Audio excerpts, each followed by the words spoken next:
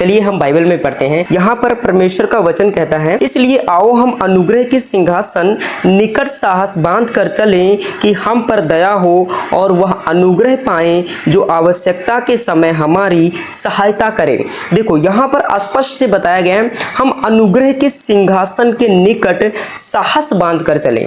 मतलब हमने अब क्या करना है, आप गुनाहगार हो, आप पापी हो, आपको नहीं पता है आपसे गुनाह हो गया है, आप यीशु के पास आओ। यीशु कहता है कि यहाँ पर पौलुस कहता है कि आप यीशु के पास आओ, आप अनुग्रह के पास आओ। जब आप अनुग्रह को एक्सेप्ट करते हो तो आपके लाइफ में मिरेकल होता है। अनुग्रह से बढ़ करके इस दुनिया में कुछ नहीं है। यीशु ही अनुग्रह है, अनुग्रह ही यीशु है। जिसके ऊपर अनुग्रह आता है यीशु आता है, जिसके ऊपर यीशु आता है उसके ऊपर अनुग्रह आता है। इसलिए आप अनुग्रह के पास आए, आप यीशु के पास आए, जिसको हम कहते हैं चैरिस। मतलब जिसको जो चीजें हमने नहीं कमाई, आपने नहीं कमाई, जो चीज हमें मिलती है उस चीज को कहते हैं अनुग्रह। यही चीजें हैं जब हमारे लाइफ में कार्य होती हैं तो अनुग्रह हमारे लाइफ में भरपूर तरीके से आता है और हमारे सारे काम सफल हो जाते हैं।